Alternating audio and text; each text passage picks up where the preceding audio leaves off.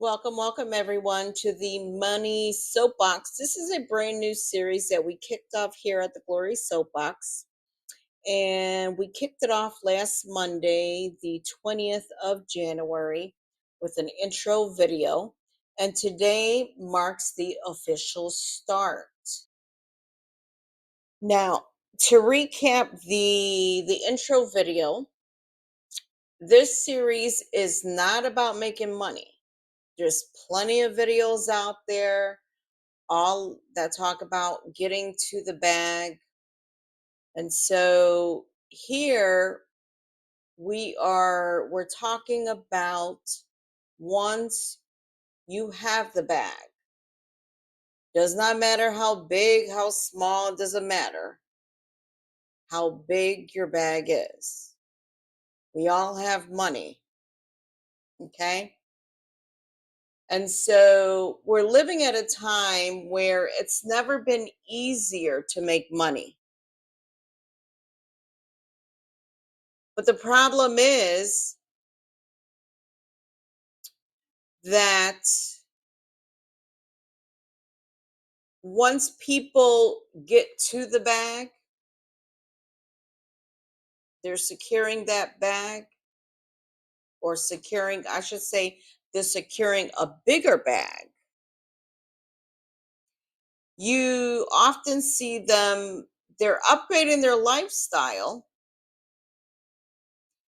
but yet they're still broke. They're just broke at a higher level. They look good, they smell good,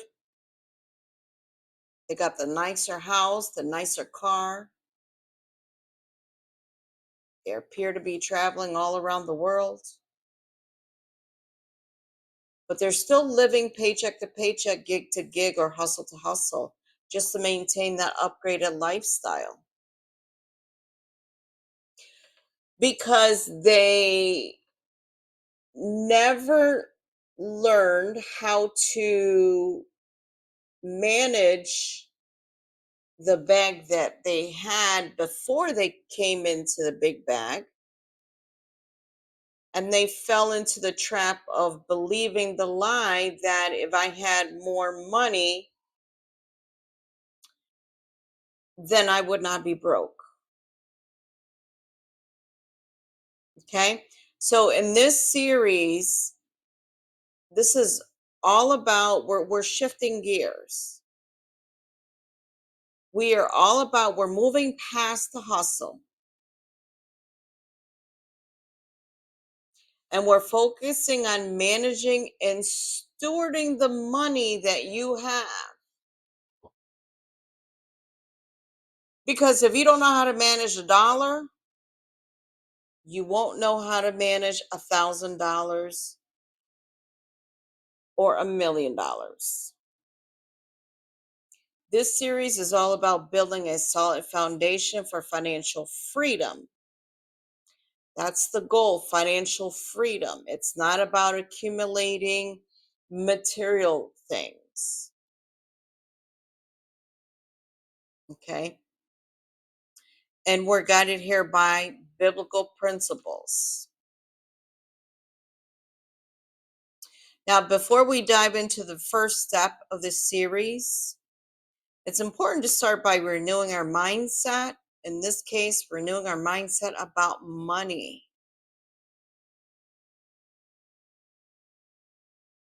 Okay? Because whatever we believe or don't believe, it's going to translate into our lives. So, the first money mindset shift is money itself is not evil nor good. It's neither. It's simply a tool. That's all that money is. It's a tool. Now, before money even existed, people exchanged goods and services through bartering.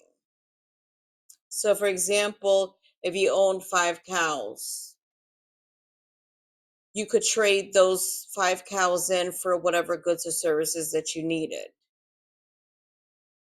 And back then, commodities,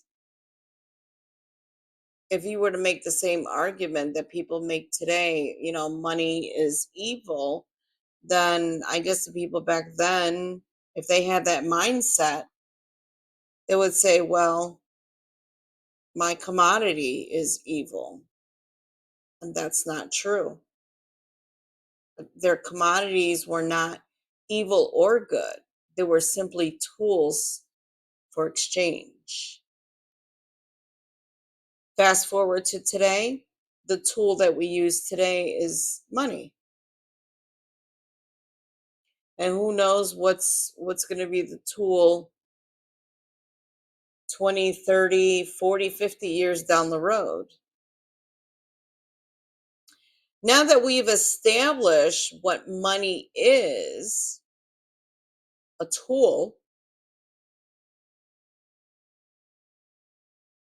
then we come into the realization that having more of it does not automatically make you rich or wealthy, nor does having less of it automatically make you poor. And so thinking that more money is going to solve your financial struggles is a misconception that many, many people believe today.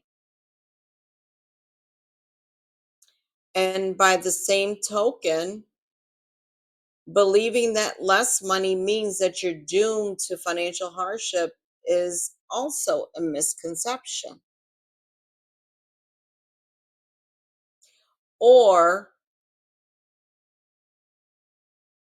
let me say it this way, there's that misconception that people believe that having more money equates to financial freedom. And that's simply not true.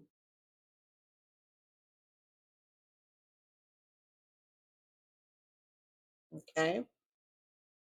In the intro video, I talked about how we see this time and time again with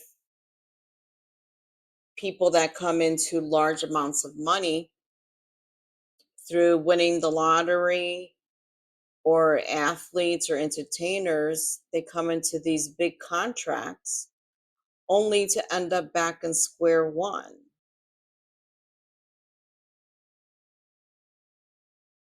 And so it's not it is not how much you have, it is what you do with what you have. Now, the same is true for any other tool. Let's take, for example, a computer. Owning a computer doesn't make somebody any smarter or less smart. A computer can help or hinder someone with their work or projects depending on how well they learn to leverage that computer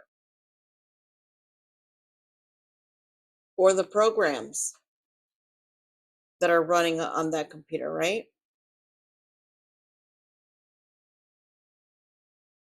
In the same way, money, once again, it's just a tool.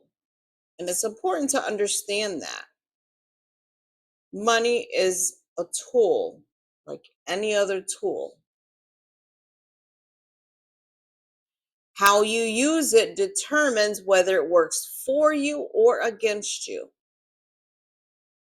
The effectiveness of the tool depends entirely on the user. So that's what this money soapbox series is about, is learning how to use money effectively. Okay. So now let's go ahead and dive into the first step, which is the financial detox. Okay, so diving into the financial detox, which is the first step in getting our finances back in order, getting it back into alignment. A financial detox is pretty similar to a body detox. So when people want to get back in shape, they want to get healthy, they want to remove all the toxins from their bodies, they go through a body detox to remove all the crap, all the junk and stuff. So this is the same idea, but it's a financial detox. We're going to remove all of the toxic spending habits, all the junk, all the clutter, before we can get into a budget. And so, why a financial detox? Again, we are going to cut out the clutter. We're going to refocus on our goals, which is financial freedom. And then we're going to regain control over our finances. And so we're going to dive into practical steps in order to reset our financial habits. The same way a body detox resets our body, this financial detox is going to reset our finances. So the first step is the spending freeze. So starting today, January 27th of 2025, we are going to put a freeze on all of our spending. Okay? And the only thing that we're going to spend money on is going to be on the essentials. So, food, our utilities, rent or mortgage, insurance policies like healthcare, if you have a vehicle, car insurance, etc. And then we are going to eliminate the DoorDash orders. We're going to eliminate the quick trips to Dunkin' Donuts or Starbucks. We are going to stop spending money on products. This was a big thing for me that I had no idea. And so when I started this financial detox back in 2021, which I was forced into it. I did not go into it willingly. I was forced into it because I had lost my job at that time due to being laid off. And so I just stopped all my spending. And what I found out is I had no idea how much money I was spending on products for the hair, products for the skin, all kinds of different products for my house. And that was back in 2021. We are now in 2025. I still have products that have not been opened, and I have not resumed spending on products. The only thing I have spent on, because I eventually ran out of, was shampoo. Let me see. Shampoo and foundation. That's it. But I have not restocked on anything else, believe it or not. That's how much money I was spending on products. Okay. I would have just continued spending had I not put a freeze on my spending. Okay. So we're going to freeze it all, freeze all the spending, with the exception of the essentials. Okay. How long we're going to do that for? We're going to do that for the next 30 days. So no impulse buys, no splurges. And This, believe it or not, can be very, very difficult at first, but when you take it day by day, same thing when you're putting the body through a detox, it could be hard at first. But take it one day at a time. Each day it gets easier and easier and easier. And again, why does this work? Because it forces you to prioritize the needs over your wants. And it's going to eliminate impulse purchases. It was no big deal for me to just spend money. And so everything to me at that point was a need. There was no separation of needs and wants. And so going through this freeze, it's going to separate those two. And that's what we want. Step number 2, we're going to track every single penny. So you don't have to get a budget planner unless you really truly want to. You can just grab a notebook from the dollar store and you're going to go ahead and track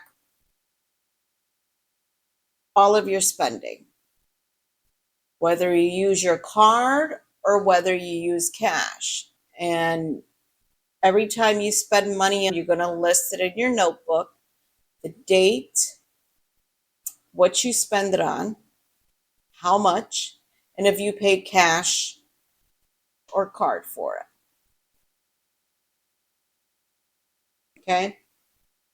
A lot of times when people put themselves on a budget, they're just tracking or taking into account the money that gets deposited into their bank account, but they don't account for the petty cash. When I was doing this, I did not realize how much cash I was spending until I actually started tracking it. Okay. This could be a big leak where cash is just going through and you have no idea, again, until you start tracking it. Okay. So the plan of action, once again, you're going to just grab a notebook and you're going to track everything.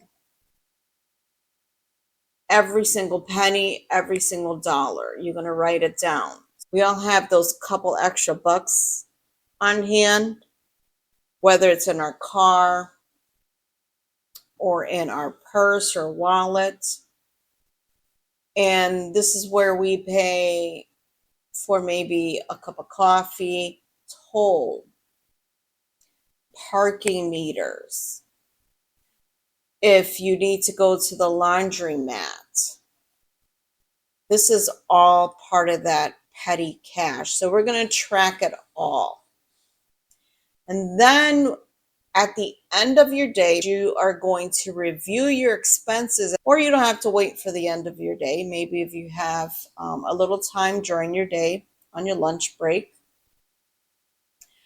you want to go ahead and review all of your expenses on what you have spent for the day. And you don't want to do this at the end of the week. You want to go ahead and start analyzing it and start to look at your spending patterns. Okay. When I started to do this, I had no idea how much money I was spending on those quick, quote unquote, quick trips to the dollar store. I would run into the dollar store and just grab something to drink and a little snack. I didn't think anything of it, right? Because it's a dollar here, dollar there. It can't amount to much. Well, now it's $1.25, but I didn't think it was amounting to much. But those little quick trips were adding up to $10, $15 a week. And if you do the math, let me see. I was spending $15 on a weekly basis, then that's $60 a month just on trips to the dollar store. And sometimes when I would go and fill up my car with gas, I would grab me a cookie, $1.99 cookie from the gas station. It was adding up, and it was adding up very quickly. Okay, so that's why you want to do this on a daily basis. And again, why does it work? Because we don't just want to become aware of where our money is going, we want to become hyper aware. Okay? We want to account for everything.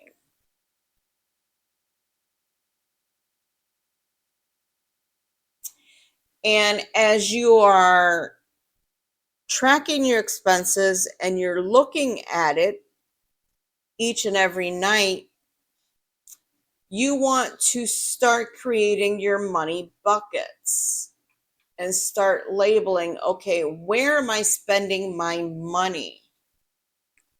Okay. And here are some examples. I had a bucket for junk food where I was spending money on snacks. Not so much takeout, but I was a snacker. Okay? A big time snacker. Another bucket would be self-care, where you're spending money on, it could be skincare, massages, getting your hair done, your nails done. The other bucket could be car maintenance or transportation if you don't have a car. Okay. So people include their car payments in their budget, but they don't track oil changes, tolls, insurance, those times where you have to take your car in to get it fixed. And then you end up taking an Uber or Lyft to and from the mechanic while they're fixing your car. These are all expenses that we don't take into account until we go through this financial detox. Okay? Once again, petty cash. This is the change, the spare change that you're using to cover those parking meters, those quick coffee runs, and those small everyday purchases that add up very, very quickly.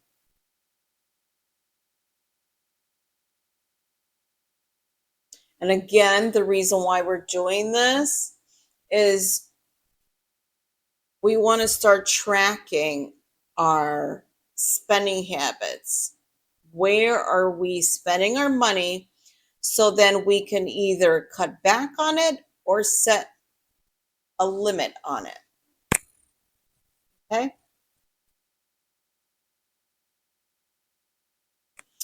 So, once again, a financial detox is not about depriving yourself. Okay? It's about clearing out toxic spending habits that are keeping us from financial freedom and leaving us financially drained. Once we remove those harmful habits, then we can replace them with smarter, healthier financial choices. Okay? So this all has to take place before we get into the budget portion. Now, this financial detox is going to continue on for the next 30 days. We're going to continue tracking our expenses, adjusting the money buckets, and so forth. Okay? This is going to look different for everybody. Okay? As we go through this process, go ahead and comment below what's the one area that you're starting to see that you might want to start cutting back on or refocus your spending on.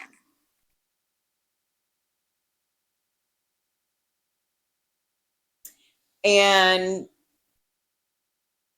let's stay encouraged, because when we first do this, it's not going to be easy. We're going to